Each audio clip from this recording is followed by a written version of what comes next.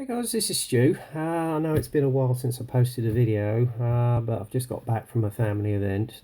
Spent the afternoon with my cousins, which was rather nice. And as you've been a bit dry and there's been a bit of a sort of a drought on videos, I thought I'd do one of this particularly interesting subject. It is, of course, Dragons Panther F.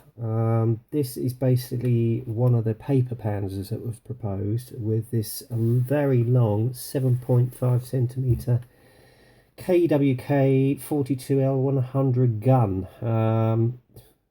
It does look rather cumbersome, I have to say, and rather an over-ambitious project, but it was certainly one of the ones that was proposed, although it never saw the light of day, because obviously the Allies were winning the war.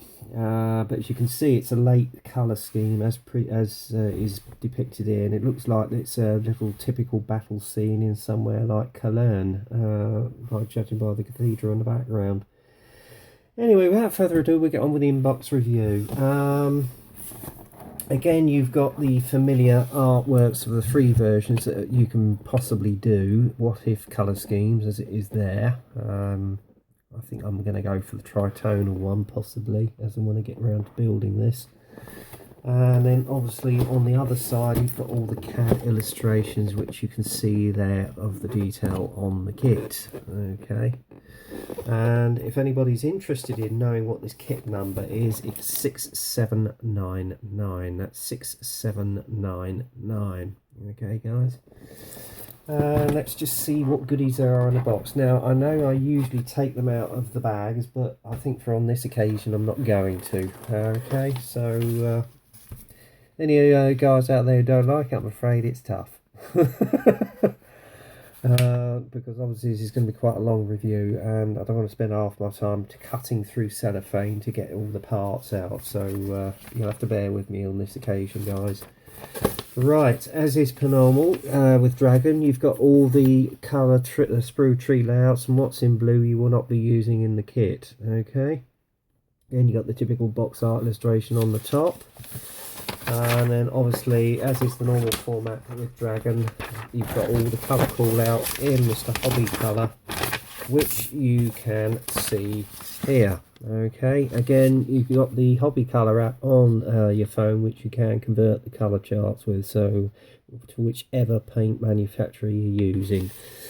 First process, obviously, as per normal with most armour builds, you assemble all the running gear. You've also got the air intakes for the engine as well to assemble. There's a little section on here how to assemble some of the tracks, because obviously this is a link track set you can put on the side of the tank. And then this is just showing you the various ways of the suspension or angles it's got to be at. Okay. And here is showing you where all the torsion bars go, and then add on all the suspension arms onto the main lower part of the hull. Okay, and then obviously on the next stage, if you can bear with me, they indicate that you should actually put the assembly of the running gear on, as is the process. Well, I know, for instance, particularly my young friend Ben Frost, who's across the road, he'd already put his running gear on, as was instructed by Dragon. Guys, don't. It's far easier if you leave to do this at the very end of the build, particularly when it comes to painting, because it's going to make life a lot easier. Okay, it's a little tip there for you. Then you've got the assembly of the exhaust system, which you can see there. Then the jack, and then it's the back plate, adding all the various sub-assemblies, as you can see here, including the gallon fuel tanks, and then obviously fit that onto the back of the lower hull, and it's indicating to cut parts off. Obviously it depends on which version you do, because you've got one of two versions in this kit. Okay, right, next stage, if I can find it, is basically where you add the inner MG34 machine guns onto the upper hull. As you can see there, that's the assembly process there. Then add in the inner plates for the hatch covers, etc., as you can see here. Then add two tow arms onto the front of the main armour panel. And then obviously I've put the assembly of all the vision ports, as you can see there, for the driver and loader, well, machine gunner. Then obviously you've got the side panels there, which are for the smoke canisters, and then it's the assembly of the engine air filter covers. As you can see here, goes onto the back engine deck. Okay, an engine hatch, and moving on. Again, you've got a depending on which version you can use some of the etch brass which comes with the kit, which goes over the filters, etc. Put them onto the back of the vehicle. And then the next process is to put the side plate for the various tools and sub-assemblies for the shirts and etc. and your extra tracks, okay, as you can see indicated here. Then add them to the side of the actual hull, okay. And then it's giving you a colour call out with the jack and tools, etc. Okay, and then you've got the assembly of the headlamp. Next process is the assembly of the actual L100 barrel. As you can see, it's quite a long barrel. Add that onto the back plate of the loader's hatch. Put that onto the upper part of the turret. Add the commander's cupola and various sub-assemblies to the turret. This is if you want the hatch open. It's just indicating how to assemble it. Then you've obviously adding all the vision ports to the commander's cupola. Next process is to put the actual turret and the gun together, as you can see there. And if you look here, you've got two options on which hull you want to use for which version. So I think, guys, you're going to have to do your research in there, particularly on the internet. All right. And then obviously you've got the assembly of the gun rest, which you can see here, which goes on the back of the vehicle. And then obviously just put the main components of the vehicle together. Job done. Alright. And then finally you've got the various colour call outs, which you see here. This is the version on the box art, which is quite an interesting colour scheme, so I might bear that one in mind. Or possibly go for that one, or better still, the tritonal version. Alright, but they're all fictitious because this thing actually never really saw the light of day. So there you go. Right, let's get to the nitty-gritty, the real interesting stuff. First sprue is the actual gun mount, and if you can, I don't know if you can make out here, they've actually caught the casting on it beautifully. It really is beautifully done, guys. Okay, can you see that? There you go. That is absolutely gorgeous. So you haven't got to worry about doing Mr. Surface or anything like that. It's already on there. Then you've got the rear ammunition packs, which you can see there, along with a one-piece barrel, which I'm pretty happy about, actually, because I was a bit concerned it was going to be a two-piece. But as you can see, it's all one piece, so you haven't got to worry about ordering a metal barrel. So that's brilliant. Okay. Then we're going on to some of the running gear. You've got the main final drives, which you can see here, and some of the running gear. Again, there's not an inch of flash on it. It's beautifully moulded, very well done, up to Dragon's usual high standards. And the back here's part of the tow rope assembly. Okay.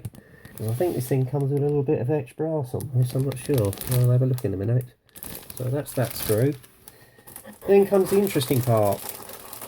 You've got a mixture of two hulls.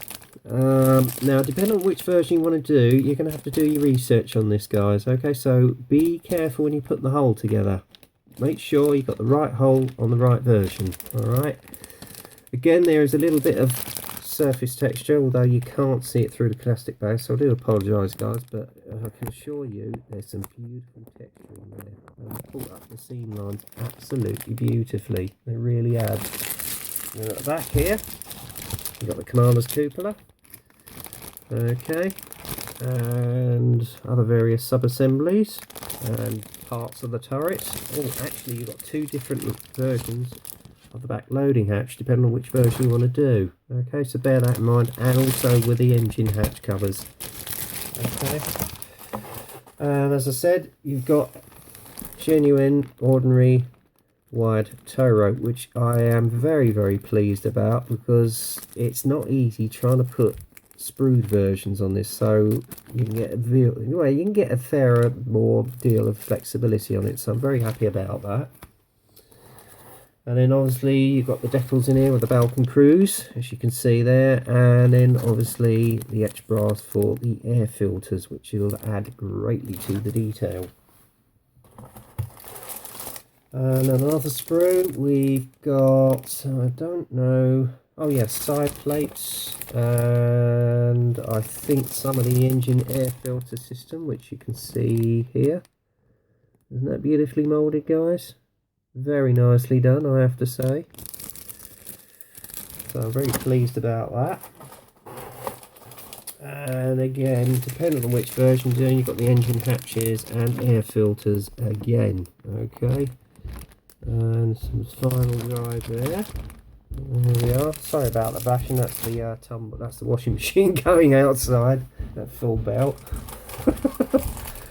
And then obviously you've got the torsion bars on this final sprue along with the running gear, and on here, as you can see, is the glass vision ports, and that will come up a treat. They really will. And again, not 1 ounce of flash, beautifully detailed, so they'll come up beautifully with the wash and a bit of weathering. And then on the side here, I don't know if you can make it out, is the extra side tracks, which you build up to put on the side of the actual vehicle. And then you've got the DS tracks, very nicely made. They are a little bit crushed, so I might look into getting some for-all tracks possibly for this version. And then finally, you've got the main hull, and again, it is beautifully cast and moulded with all the escape hatches and even the texturing on the actual hull and along the side. Isn't that absolutely gorgeous? So there you go, guys. That is the Panther F with the L100 gun on it. It looks quite a complex build, but I have to say, I'm looking forward to building it, even if it's a what-if subject and something that never really saw the light of day. So I would definitely heartily recommend you go out and get this kit.